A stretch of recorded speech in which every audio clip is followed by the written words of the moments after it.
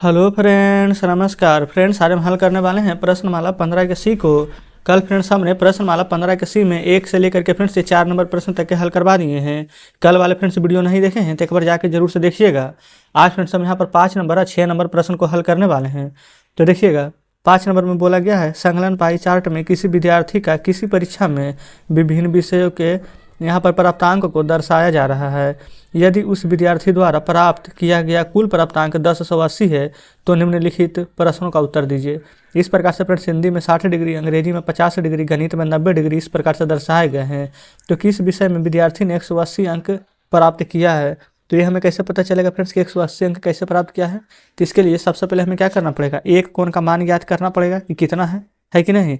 तो वो हमें कैसे पता चलेगा, तो सबसे पहले आप देखेंगे यहाँ पर फ्रेंड्स प्रश्न आपके सामने है। यहीं पर हमने एक पेज ले लिया है, यहीं पर आपको समझाते हुए चलेंगे। किसी विषय में विद्यार्थियों का प्राप्त 180 से कम होना चाहिए, ठीक है। तो सबसे पहले यहाँ पर देखेंगे टोटल का टोटल फ्रेंड्स यहाँ से लेकर के यहाँ तक के यहाँ पर देखेंगे साफ साफ बोला गया कुल प्राप्तांक कितना का है। तो आप कहेंगे 1080 से का है, और डिग्री में बदलने के लिए किया 360 से यहाँ पर भागा, ये फ्रेंड्स गुना करना पड़ता था। तो देखिए बनाएंगे 5वां का ये। सबसे पहले लिखेंगे ना 1 डिग्री कोण का मान निकालना है। तो लिखेंगे 1 डिग्री कोण बराबर पूरा कितना है 1080 अंक का है, तो 1080। इसको फ्रेंड्स डिग्री में है, अंक में पता लगाने के लिए जब डिग्री में बदलते थे तो 360 में गुना, और जब अंक में यहाँ पर बदलने जा रहे हैं तो 360 से भागा। तो 0 से 0 36 या 108। तो यानी कि फ्रेंड्स 1 डिग्री बराबर कितना अंक आ गया, तो आप कहेंगे 3 अंक। लेकिन यहाँ पर 180 अंक है, तो ऐसे तो हम पता लगा ही देंगे कि 3 अंक है ना, तो 3 में कितना से गुना करें कि 180 आ जाए, या फिर 3 से 180 में भागा दे देंगे तो 60 अंक आ जाएगा।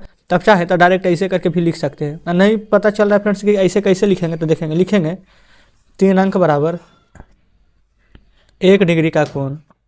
यहाँ पर देखेंगे ना यहाँ पर 1 डिग्री कोण बराबर 3 अंक, या फिर 3 अंक बराबर 1 डिग्री का कोण, ठीक है। तो यहाँ पर टोटल 180 अंक पूछा गया था, तो पहले 1 अंक निकाल देंगे। तो 1 अंक बराबर 1/3, तो 180 अंक बराबर कितना आ जाएगा, तो आप कहेंगे 1/3 गुना 180, और 3 से 180 60 बार में कटेगा, तो यहाँ पर लिखेंगे 60 डिग्री का कोण।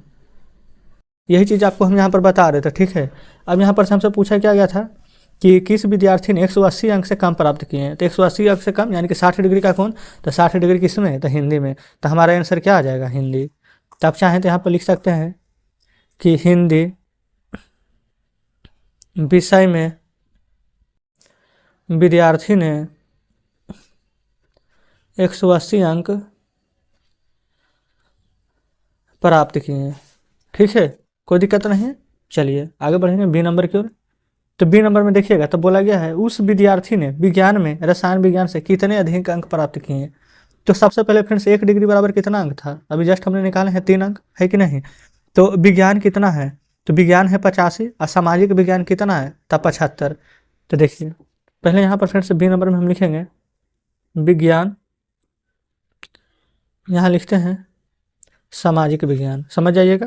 तो विज्ञान में कितना था 85, सामाजिक विज्ञान में कितना था 75। कितना अधिक प्राप्त किया है, तो अंक में बदलने के लिए क्या 3 से गुना करेंगे, तो 85 तिया 5 तिया 15, 8 तिया 24, 1 25, 5 तिया 15, 7 तिया 21, 1 22। कितना अधिक अंक प्राप्त किया है, तो माइनस कर देंगे, 5 में से 5 जाएगा 0, 5 में से 2 जाएगा 3। तो यानी कि फ्रेंड्स 30 अंक लिख देंगे कि विज्ञान में 30 अंक अधिक प्राप्त किए हैं।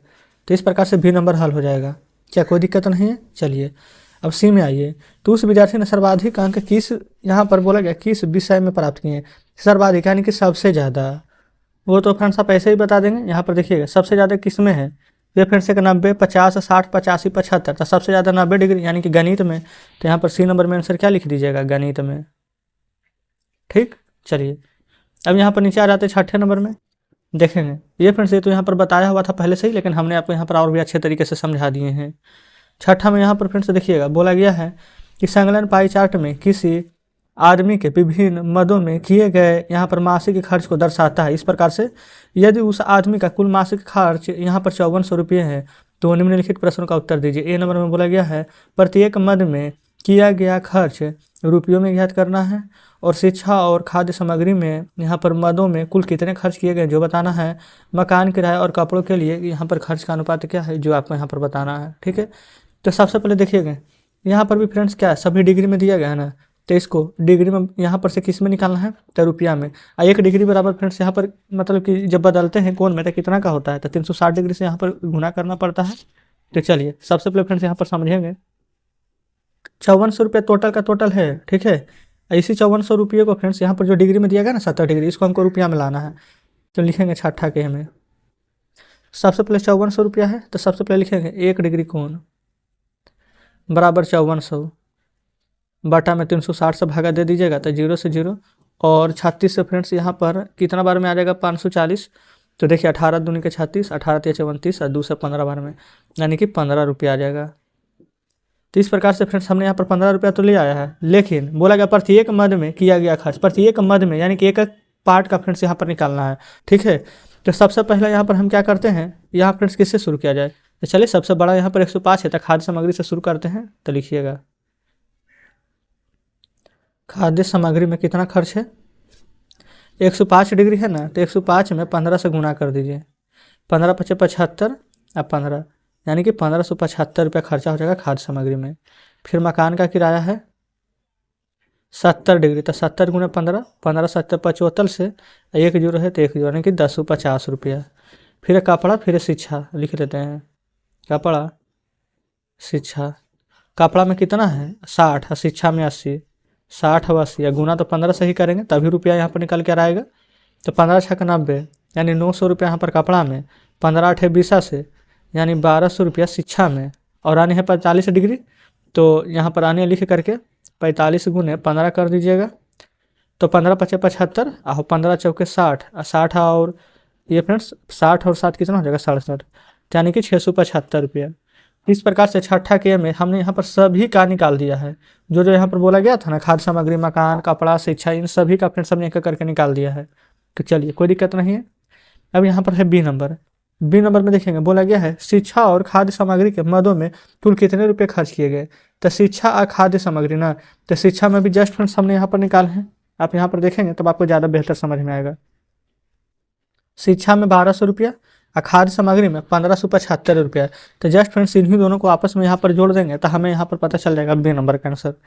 तो यहाँ पर आपको जोड़ने के लिए क्या करना होगा, तो देखेंगे सबसे पहले आप यहाँ पर लिख सकते हैं बी नंबर में शिक्षा, उसके बाद में यहाँ पर लिखेंगे खाद्य सामग्री। शिक्षा में भी जस्ट हमने आपको दिखाया था ना 1200 रुपया, और खाद्य सामग्री में भी फ्रेंड्स हमने आपको दिखाया था फिर 1575 भी जस्ट निकाले थे। तो इन दोनों को ऐड कर दीजिए ना, 0 में 5 जोड़ेंगे तो 5, 7 में 0 जोड़ेंगे तो 7, 5 2 7 1 1 2 यानी कि फ्रेंड्स 2775 रुपया हमारा यहाँ पर खर्च हो जाएगा, कोई दिक्कत नहीं है।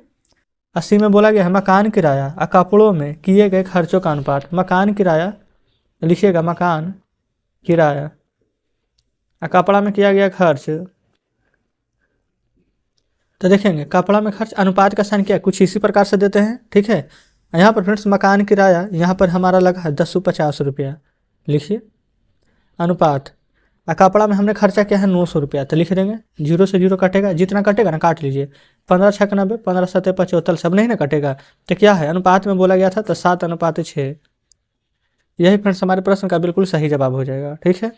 तो इस प्रकार से फ्रेंड्स हमने यहाँ पर आज 15 का सी में जितने प्रश्न दिए गए थे इन सभी प्रश्नों को हल कर लिए हैं। नीचे देखेंगे तो शेष कोई भी प्रश्न नहीं है। तो फ्रेंड्स इस प्रकार से हमारा 15 का सी आज पूरा का पूरा हल हो जाता है और उम्मीद करते हैं कि सभी प्रश्न बढ़िया से समझे होंगे। अगर अभी भी कहीं पर फ्रेंड्स को डाउट बच रहा हो, कोई प्रश्न समझ में नहीं आया हो तो कमेंट बॉक्स में जरूर से बताइएगा। ये फ्रेंड्स हम क्या करेंगे ना 15 का सी अभी हम जस्ट हमने आपको बताया है, और कल से हम यहाँ पर 15 के डी को पूरा हल करेंगे। तो ऊपर में जो भी कुछ स्मरणीय तथ्य दिए गए रहते हैं उन सभी को पढ़कर जरूर आइएगा, ठीक है। तो चलिए फ्रेंड्स 15 के सी में अगर सभी प्रश्न बढ़िया से समझे होंगे तो वीडियो को लाइक और चैनल को सब्सक्राइब जरूर से कर दीजिएगा। कुछ कहना हो फ्रेंड्स तो कमेंट बॉक्स में जरूर से बताइएगा। तो ठीक है फ्रेंड्स, मिलते हैं आपसे नेक्स्ट वीडियो में नेक्स्ट चैप्टर के साथ।